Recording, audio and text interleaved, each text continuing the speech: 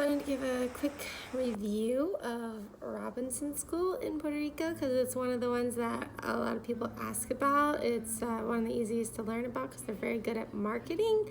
It's one of the most expensive and oldest schools on the island. So we did send one of our children there for a year. And the good about them is that they're very nurturing, supportive environment. It's a very close community, a small school, but they have a lot of teachers, and all the teachers are really kind, energetic, like they really want to be there. It's a beautiful campus. It has, even though it's in Condado, surrounded by concrete, they managed to put in some grass and some trees and flowers. It's very pretty. And there's the building is very pretty. Again, small, but they have some of the kind of historic Spanish architecture stuff that I'm a sucker for. Let's see, they have a program for kids that need extra help with mild learning challenges, things like dyslexia, ADHD, autism level 1.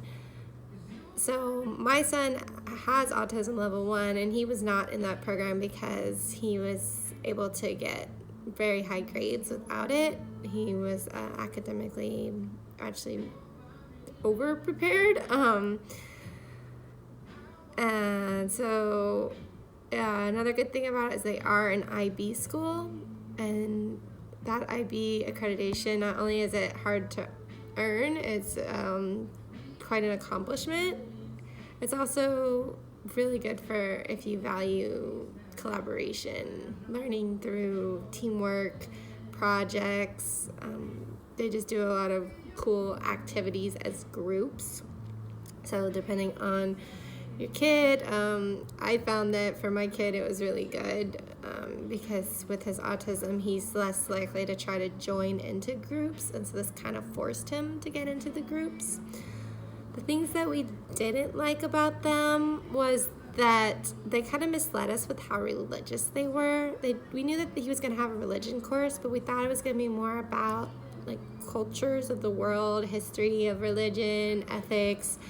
But it was more like a teaching that was okay with Christians and Catholics. It was like a version of it was basically, it was Bible study.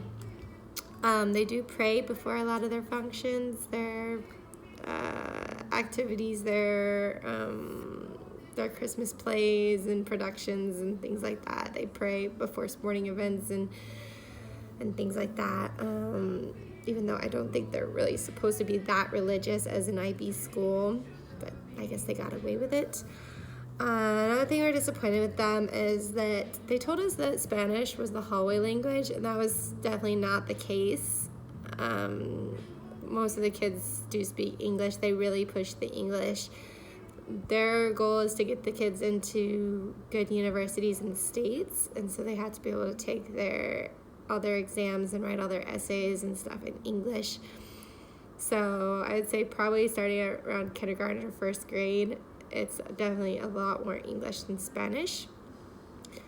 And they're used to having a lot of expats. So if you're just going to spend like a year or two in Puerto Rico and your goal is not to learn Spanish, it might be a good fit because they have a Spanish as a second language course where they just put like basically all the kids that or at least all the elementary school kids are together. So our first grader was with fourth graders. And there was actually a fourth grader in there who had taken that same class for like 3 years straight. And so we didn't want that to happen to him. And that's ultimately why we left, because before the school year started, he knew everything in that Spanish as a second language course. And they refused to put him in the normal Spanish class, which is more like a language arts class that's taught in Spanish. We met with the principal, like we really fought with them, like we were his advocate. We went, he went there for summer camp before the school year started, and we paid extra for him to get like one-on-one Spanish tutoring, and that teacher tried to advocate for him to be in the normal Spanish class, and they just wouldn't budge. And they said it was because of his difficulties with behaving in a classroom, but I don't think that's a reason to compromise his goals, because he was a big reason that we moved here. He really wants to learn Spanish, and actually he has a few other languages that he wants to learn. So he wants to make a lot of progress, and now that we switched him to Perpetual, he is learning a ton more Spanish. I guess I have a con is that it is one of the most expensive schools on the island. Depending on the grade, it's about $10,000 to $15,000 per year. If you're coming from the States, that sounds crazy cheap, because a bilingual private education in the States is about $40,000 a year, especially when you consider the ratios of, I don't remember what their exact ratios were, but in his classroom of 24 first graders, there was one teacher and one assistant. They had really great after-school programs, but then again, those are all in English because they're really pushing the English.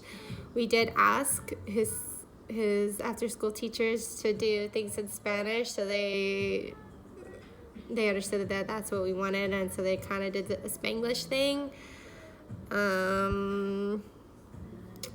Yeah, but it's a really good school. Like, we met parents who were locals and were sending their kids there because they wanted their kids to learn a lot of English. We also met locals there that were sending their kids there because they had another child that they sent to St. John's, and it was just so competitive, and their kid felt burnt out by it, and they just felt that the Robinson community, the vibe, the teaching style was a lot less stressful.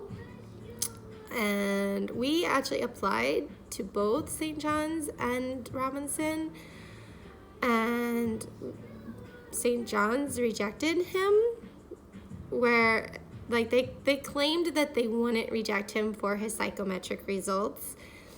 His psychometric evaluation had him very high in some areas and very low in other areas, and he did the interview perfect. He did the classroom visitation perfect. Like, he had excellent grades, excellent. He was 99 percentile in math and reading for the state of Florida for his test results. So the only reason St. John's had to reject him was that psychometric evaluation. So whereas Robinson was like, oh, like, I see these things that are low, go see like occupational therapist, give us that information, go see an eye doctor, give us that information. Robinson really wanted to be part of our team, whereas St. John's used it as an excuse to reject our child. So I would say Robinson is a really great school. It just wasn't a good fit for our goals of teaching our kids Spanish with an English-speaking household. So I hope this was helpful if you're considering Robinson for your own children. Check out more of my videos about life in Puerto Rico. See ya!